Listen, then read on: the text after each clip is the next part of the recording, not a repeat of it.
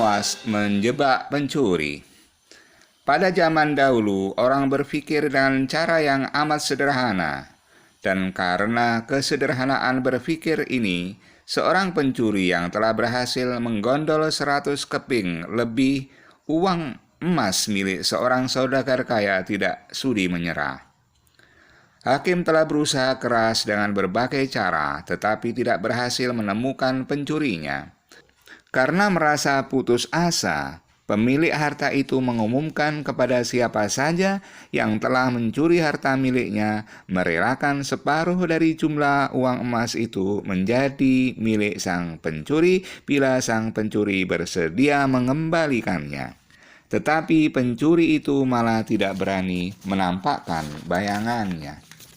Kini kasus itu semakin ruwet tanpa penyelesaian yang jelas. Maksud baik saudagar kaya itu tidak mendapat tanggapan yang sepantasnya dari sang pencuri. Maka tidak bisa disalahkan bila saudagar itu mengadakan sayembara yang berisi, barang siapa berhasil menemukan pencuri uang emasnya, ia berhak sepenuhnya memiliki harta yang dicuri. Tidak sedikit orang yang mencoba, tetapi semuanya kandas. Sehingga pencuri itu bertambah merasa aman tentram, karena ia yakin jati dirinya tak akan terjangkau. Yang lebih menjengkelkan adalah ia juga berpura-pura mengikuti sayembara. Tidak berlebihan bila dikatakan bahwa menghadapi orang seperti ini bagaikan menghadapi jin. Mereka tahu kita, sedangkan kita tidak. Seorang penduduk berkata kepada hakim setempat, "Mengapa Tuan Hakim tidak minta bantuan Abu Nawas saja?" "Bukankah Abu Nawas sedang tidak ada di tempat?" Kata hakim itu balik bertanya. "Kemana dia?" tanya orang itu. "Ke Damaskus," jawab hakim. "Untuk keperluan apa?" orang itu ingin tahu. "Memenuhi undangan pangeran negeri itu," kata hakim. "Kapan ia datang?" tanya orang itu lagi.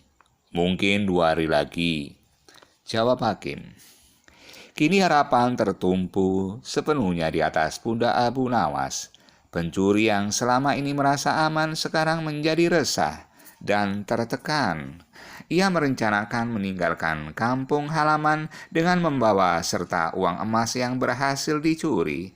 Tetapi ia membatalkan niat karena dengan menyingkir ke luar daerah berarti sama halnya dengan membuka topeng dirinya sendiri. Ia lalu bertekad tetap tinggal apapun yang akan terjadi. Abu Nawas telah kembali ke Baghdad karena tugasnya telah selesai. Abu Nawas menerima tawaran mengikuti sayembara menemukan pencuri uang emas.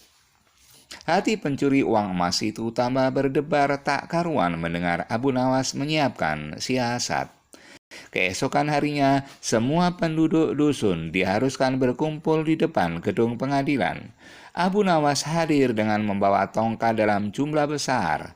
Tongkat-tongkat itu mempunyai ukuran yang sama panjang. Tanpa berkata-kata, Abu Nawas membagi-bagikan tongkat-tongkat yang dibawanya dari rumah.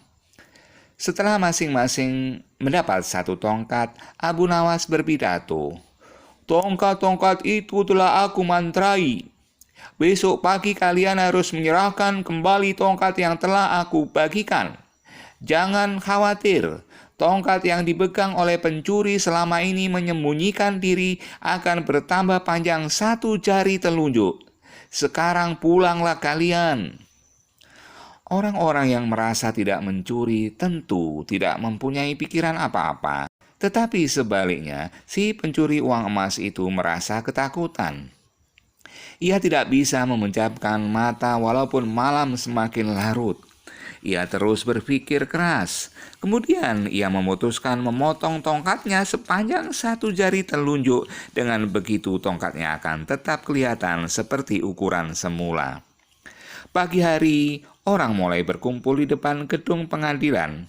Pencuri itu merasa tenang karena ia yakin tongkatnya tidak akan bisa diketahui karena ia telah memotongnya sepanjang 1 jari telunjuk. Bukankah tongkat si pencuri akan bertambah panjang 1 jari telunjuk?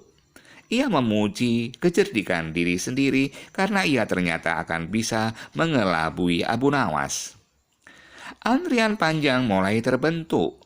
Abu Nawas memeriksa tongkat-tongkat yang dibagikan kemarin. Pada giliran si pencuri tiba, Abu Nawas segera mengetahui karena tongkat yang dibawanya bertambah pendek 1 jari telunjuk.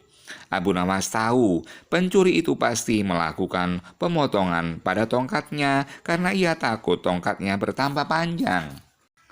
Pencuri itu diadili dan dihukum sesuai dengan kesalahannya. 100 keping lebih uang emas kini berpindah ke tangan Abu Nawas. Tetapi Abu Nawas tetap bijaksana. Sebagian dari hadiah itu diserahkan kembali kepada keluarga si pencuri. Sebagian lagi untuk orang-orang miskin dan sisanya untuk keluarga Abu Nawas sendiri.